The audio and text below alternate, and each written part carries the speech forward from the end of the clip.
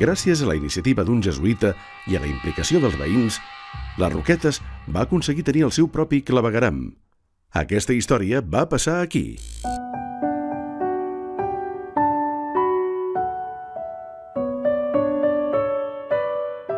Estem en el carrer Mina de la ciutat i fa 56 anys, o sigui, el 1964, tots els veïns que viuen d'aquí en amunt ens vam ajuntar un estiu per fer les clavegueres del barri.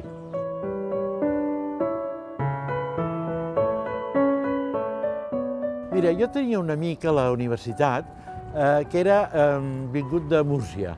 Jo era delegat de curs. Jo diverses vegades li havia insistit qui ets, on vius, on deixes de viure, i ell era tímid i no s'atrevia a portar-me a casa seva de cap manera.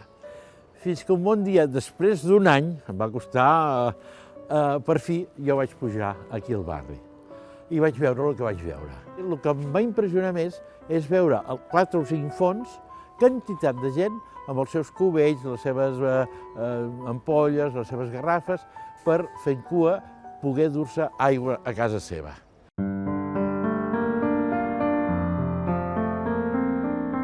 A cada carrer hi havia una rasa amb aigua bruta, aigua de rentar roba, aigua d'orinals, aigua de... I els nens jugant amb aquesta aigua. Dic, no pot ser. Manca d'aigua per un costat i que a l'hora de treure-la hi ha una porqueria tremenda.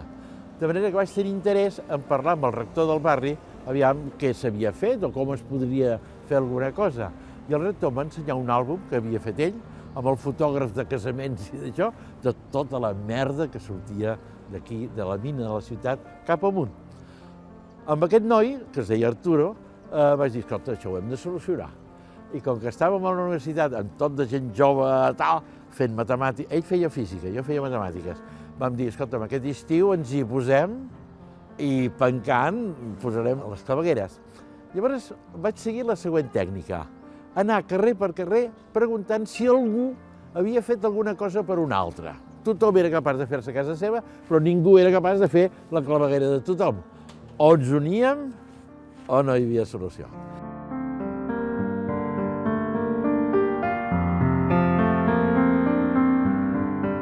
Cada diumenge ens reuníem 300 a treballar, des de les 6 del matí a la 1 de migdia.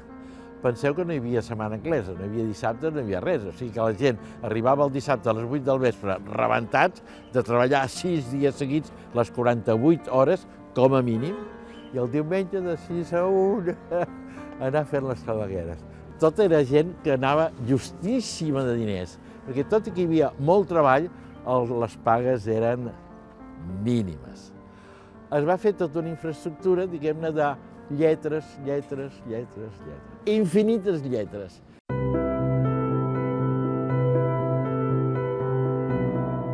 La nostra confiança és que tota aquesta gent estava treballant o de peó, o de paleta, o de manobra, o del que sigui, al voltant de construcció o al voltant de clavegueres i tal. De manera que amb un dels meus amics, que era enginyer, ens en vam anar a veure com es feia, a la Ronda Guinardó, em sembla, com feien clavegueres per nosaltres inspirar-nos a veure com es feien aquí. Un cop vam tenir la Junta, va ser qüestió d'anar a atacar l'Ajuntament. I què passa? Com és que no hi ha clavegueres? Van ser molt amables, molt amables. Els urbanistes, hi havia 2 Alberts, un era una mica parent meu, Albert Serratosa, palet, i l'altre, Albert Vilalta, una persona encantadora. Ens va entendre des del primer moment. Diu, us ajudo. Emocionat, veient el que estava passant, va insistir en que s'havia de donar una ajuda per part de l'Ajuntament. El mig milió va ser material de l'Ajuntament. L'altre mig milió ens van posar 3 màquines al nostre servei i una petita brigada de gent gairebé jubilada, és a dir, gent molt gran, però que durant la setmana mirava de tancar el que nosaltres diumenges havíem destripat.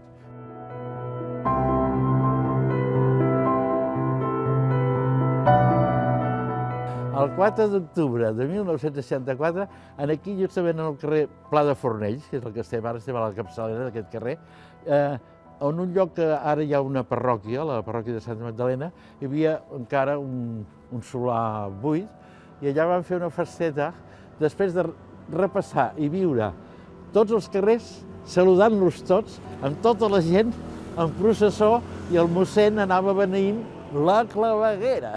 Jo trobo que és ideal, això és màxim.